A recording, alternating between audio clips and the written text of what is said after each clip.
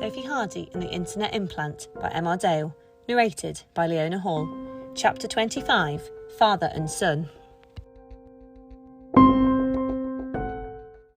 All three appeared back exactly where Sophie and Yasmin had disappeared from, behind Dale Nathan, who still had Clara round the neck across his body with a time dilator held up against her head. King still stood with his hands behind his back, looking as calm and collected as he'd done before. Clara let out a sharp wail. She was in huge distress. To her, she had lived an inescapable nightmare for 6 months, and now she was under threat of doing it again without the possibility of coming back. Sophie tried to attract Nathan's attention, but King cut her off. "I sacrificed all of my men and women last time. What makes you think the girl will have any effect on me?" "I have plenty of spares," he said, pointing over at Sophie and Yasmin.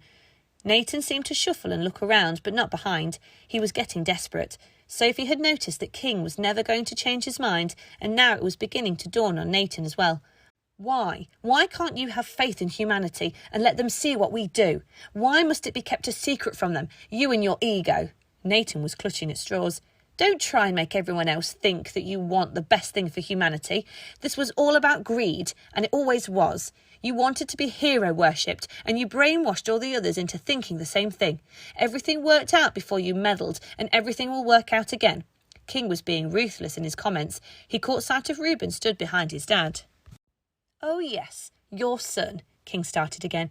Reuben moved forward slightly to get a clear listen on what was being said. "Does he actually know who his father is? I'm guessing not after that performance on Tuesday. The way he grovelled for an implant, the patronising way he spoke to all the other children. You must be so embarrassed by him, desperate for his dad's affection when all his dad wants is to use his own son to get the entire world focused and lauding on him. That's why he ended up with an implant, isn't it? Not because he's talented or clever, but because you wanted your son and your school in the headlines. Reuben being there was a move solely designed to bring attention on you. You just loved having the cameras on you. Look at how you reacted when poor Sophie fainted. You loved every second of it. The opportunity for more fame. Never mind Reuben." Reuben moved even closer. He could almost reach out and touch the man who Alton King was making out was his father now. He wanted desperately to know what was going on. Nathan rubbed the tears from his face and seemed to think carefully about his next words. He closed his eyes for a second and then opened them. Looking very apologetic and resigned to the fact that King wasn't going to change his mind, he let go of Clara and walked forwards. "Of course it was all for me. Reuben's happiness never even crossed my mind. You know as well as I do the whole thing at school was stage managed. Getting me beamed around the world by all those film crews, people everywhere knew who I was, the way it should be. Fame and fortune, that's all I want. I even sold my own son for it, and he doesn't even know." "Dad?" Reuben whispered through an inevitable onslaught of tears as it occurred to him who the man in front of him was, but Reuben had no idea how or why his dad now looked the way he did. Nathan turned around slowly. He knew exactly what he was going to be faced with. "Reuben," he said through heartbroken eyes. Miss Sisson stepped back into the group and could see exactly what was happening. She zoned out briefly and came straight back. While she was gone, Dale Nathan morphed back into Mr. Houghton, and Reuben's heart sank. Before Nathan could see anything, Reuben disappeared. He must have zoned back into the office, Sophie thought to herself. She wanted to go and fetch him, but she couldn't leave the shop floor. Nathan burst into tears. His plan was over, and he had now lost his son as well, and glared back at King, who simply shrugged his shoulders. At this, Mr. Houghton snapped. He charged straight at King and went to rugby tackle him off his feet. He left the ground and flew at him, his arms outstretched, aiming right for King's midriff. Just as he was about to make contact, though, his hands went straight through King, and Nathan went catapulting across the floor like King wasn't even there. When he had finished sliding, Nathan turned himself around and stayed sat on the floor. "You're in your avatar," Nathan said as he sat on the floor. Then he stopped and thought for a moment. "Where are you really, then?" he asked. Sophie shouted to Nathan before he could work out any more about King's location. "Where are the agents hidden, Dale? King said they were hidden somewhere in plain sight, remember? We can still rescue all those people." Nathan looked at her in the eye, and realisation spread across his face. Art. He remembered from Sam's message that Sissons had forwarded him. "Yes," replied Sophie, "hidden in plain sight. The painting in—" Nathan disappeared.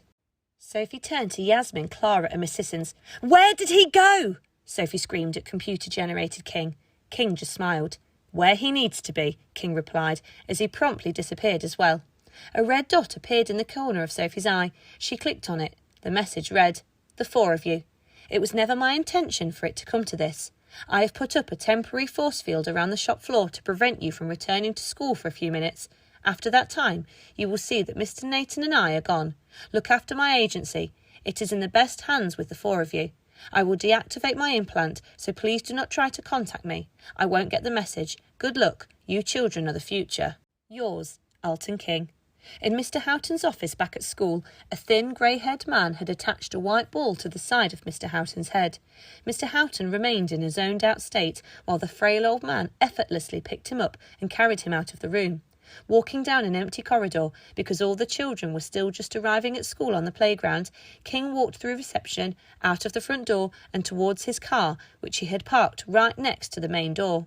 He opened the back door and lay Mr. Houghton down on the back seat. Sitting down in the driver's seat, King put on a pair of sunglasses and flicked behind his ear. In the blink of an eye, the old man who was there before was gone and had been replaced by someone completely new. Across the car park, he caught sight of Reuben Houghton, who had watched everything and was now trying to uselessly hide out of sight behind a bin. The new driver waved and the car drove off. Reuben ran off down the driveway in a panic. Back on the shop floor, Sophie was thinking hard.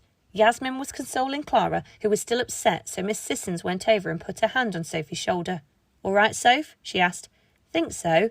Just something about art in plain sight," she replied, deep in thought. "It could be any of them. Don't think about it. We will get them all. We will find them," Miss Sissons replied.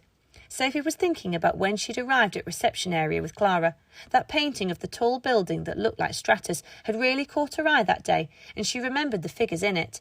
She remembered that it looked like they were moving, waving even. Making a leap of faith, Sophie ran for the exit and darted down the long white corridor towards reception. A smile appeared on her face. She knew where the agents were, and Miss Sissons could get them out. She was going to rescue them all, and the world would be ready for the return of the Mythicals whenever that may be. On top of that, she would have people who could potentially train her to make her even better, and they could help Miss Sissons relieve some of the guilt. There was no stopping her. She got to reception and the grin spread across her face. As she looked at the painting, though, the grin vanished. The people who were there before had gone. It was like they were never there. Miss Sissons caught up with her. She stood next to Sophie and looked at the painting like she was. She tilted her head sideways and studied it more carefully. "Has it always looked like that?" she asked. "No," replied Sophie, who was now fighting extreme disappointment. "It hasn't." "That's one of the digital photos that Mr. King invented. It's an interpretation of the Stratus building where all the data is stored for the implants. Without that, the whole system would crash," Miss Sissons explained. "It's where King said I would be uploading the agents to." Sophie smiled a reluctant smile. "So they were uploaded to Stratus then," she said to herself. Then she turned around and walked away, patting Miss Sissons on the shoulder in a vague effort to console her of something she didn't even know she should be disappointed about.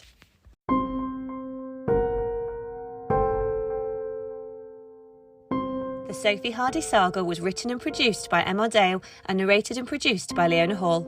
If you enjoyed it and would like to continue to follow the adventures of Sophie and her friends in coming episodes, then please subscribe through one of the many podcast providers out there. The links for each of these can be found on our website. If you require more information, visit our many social media channels, or if you would like to purchase a hard copy of the book, then be sure to check out www.sophiehardysaga.com. Thank you for listening, and we hope you enjoy.